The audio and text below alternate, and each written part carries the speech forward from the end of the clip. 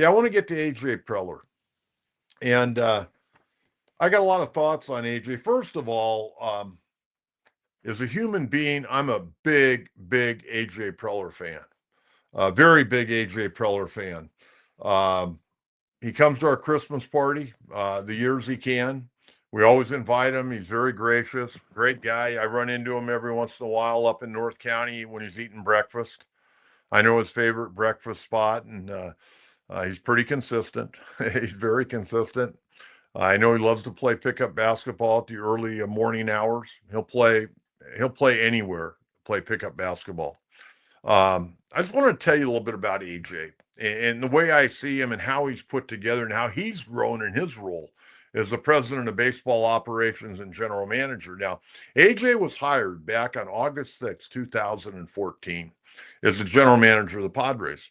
But I want to tell you a little bit about his background before he ever got to the Padres. He graduated from Cornell University, graduated summa cum laude, uh, uh, a BS degree from Cornell. He served as an intern for the Philadelphia Phillies.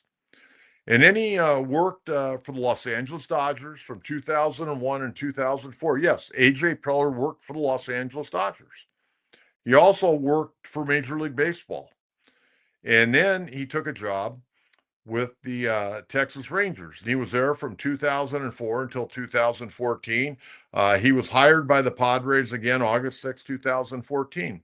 So his first full year was 2015. And that was the off season where he got the name Rockstar General Manager. Matt Kemp and James Shields and Justin Upton, all those guys came in. They got off to a 32-33 start. If you recall, Jock Peterson, who was playing center field for the Dodgers, made this amazing catch on a Sunday afternoon and it robbed the Padres of a victory. The following morning, AJ Preller fired Bud Black. And they were one game under 500. I didn't quite understand that with a veteran ball club trying to put the pieces together. And Dave Roberts managed one night, and they got beat by the Giants 9-1. Then they brought in Pat Murphy, who was their AAA manager, and they finished that first full year of AJ Preller in fourth place, 74-88. So after they brought in Pat Murphy, it did not go well.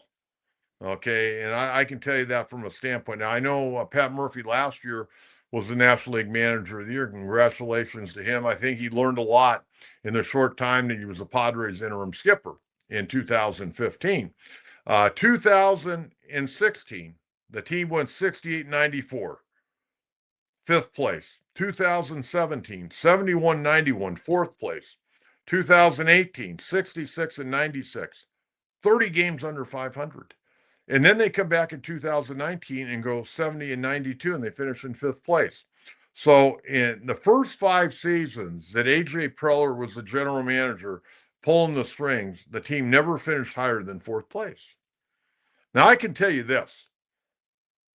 Most general managers would have probably been fired after at least the third, if not the fourth year. I mean, the fourth year, you're into it and you're finishing 30 games under 500 in the last place. Most organizations would have fired you before you even got to the end of the year. But Peter Seidler had this vision. He had this vision of continuity. He's big on continuity. And he told me that before he hired AJ when I met him at a Chili's restaurant up there in Mira Mesa. And he asked me what I thought of the organization. We had this long talk, and it was 2 weeks before he hired AJ Preller. He told me about AJ, told me how well he came in prepared. He had his notebook, he had everything laid out, and he goes, I think we're going to go with him. Now, I will tell you this, Mr. Seidler talked to a couple of other people after he talked with me that were in baseball.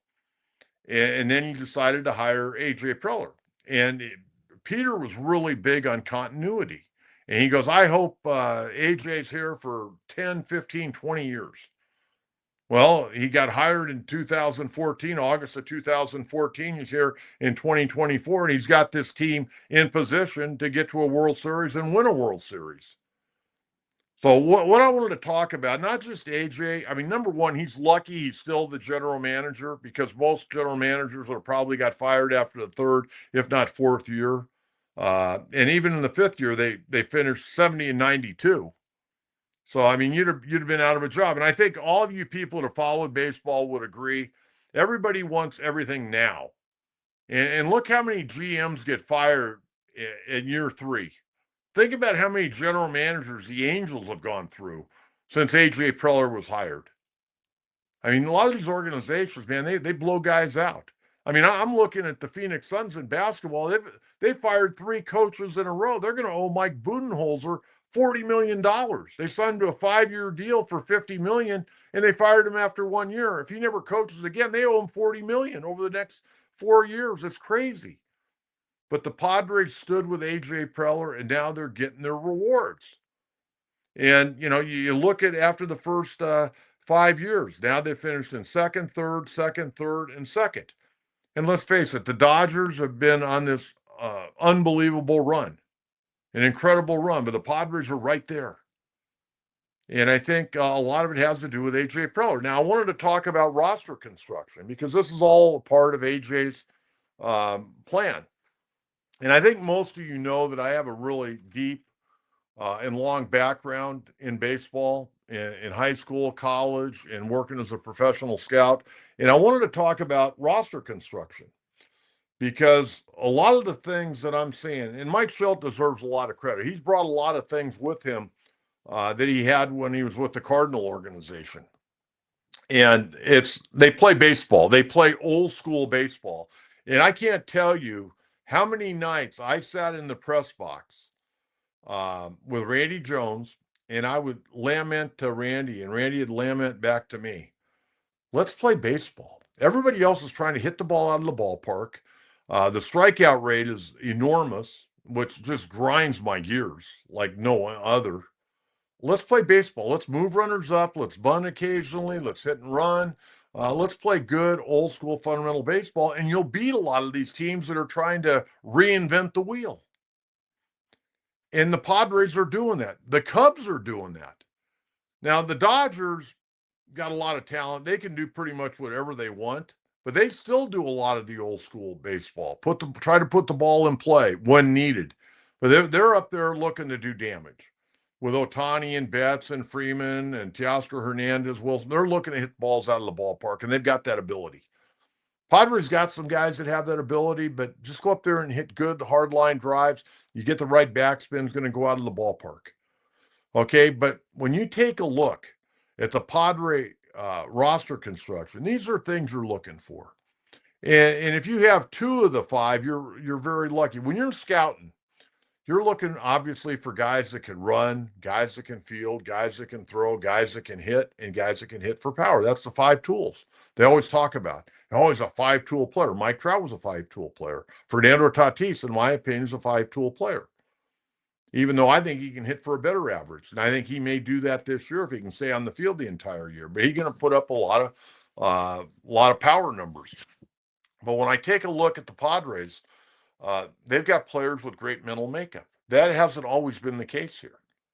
I mean, when I'm talking about mental makeup, I'm talking about guys that really want to play and they want to lay it on the line night in and night out. They don't care if it takes 15 innings or 20. They're going to continue to play and play their ass off, and they're not going to give in. And, I look around the diamond. Luis Ariz, man, that guy was born to play baseball. He loves to play. I mean, I don't know what he's like in his everyday life, but that guy probably can't wait. When he wakes up in the morning, he probably can't wait to get to the ballpark. Cronenworth's a gamer. Jose Iglesias is a gamer. Xander Bogaerts is a gamer. Manny Machado's tough as nails and plays with an edge. Those guys have great mental makeup. I look at the catchers. Martin Maldonado, 38 years of age, still playing. He could walk off into the sunset. He made a lot of money. He won a gold glove. He could walk off in the sun. The guy loves playing the game. Probably will stay in the game once his career's over. Elias Diaz, you can tell he loves the game. Good teammate. Then you look at the outfield. I mean, Oscar Gonzalez, we don't know that well, but we know that, he's gone back down in the minor leagues and worked his way back up, put up great numbers. He just didn't rely on his ability, went down there and worked. Brandon Lockridge, you can tell he plays the game and he's limited offensively. We know that. But he plays the game with his hair on fire. And he probably has to stay in the big leagues. And then center field, we know Jackson Merrill, the guy lives, eats, and drinks baseball. And Fernando's a gamer. Fernando's always trying to figure out a way to beat you. So what I'm saying here, and Jason Hayward's a pro. He's another guy, made a ton of money. He doesn't need to keep playing, but he loves the game. And he went out the other day in honor of Jackie Robinson. He went out to a tribute for Jackie Robinson. It was great. He's already ingratiated himself into our community. And what he did for the kids in Chicago last week when they were on that road trip, went out there and took a bunch of players. That good stuff, man. The Padres have a bunch of dudes that have great mental makeup, and that has not always been the case. And I'm going to tell you, I went back, I talked about Juan Soto, not a big fan. I don't know if I could say that about Juan Soto. Juan Soto got great talent, but his talent is he can hit and he can hit with power. Doesn't run that well, doesn't field that well, doesn't throw that well. He throws okay. Okay, Fernando's a better player than Juan Soto. No, there's no doubt in my mind. Run circles around him. He got to stay on the field. And, he's not going to walk as much as Soto. Soto's got that great eye. I hate to go back and talk about Soto. He just griped me. He really bugged the hell out of me. But at the end of the day, AJ and Mike Schultz have put together a roster of guys, high character and great baseball mental makeup. They know how to play the game. And we're playing old school baseball here in San Diego. We're not gripping and ripping and trying to hit everything into the parking lot. We're going first to third, second to home, moving runners up, laying down bunts in certain situations, playing fundamentally sound baseball. And it's a combination of Mike Schilt learning from toiling all those years with the St. Louis Cardinals and learning from one of the great developers of baseball talent, George Kissel, who we've talked about on this program before. He ran the Cardinal minor leagues for many, many years. And Mike Schilt, knowing the ins and outs of the fundamental game of baseball and all the things you need to do. And then AJ getting the players that have the great mental makeup and they want to win. And this is a different team than we've seen here in a long time in San Diego.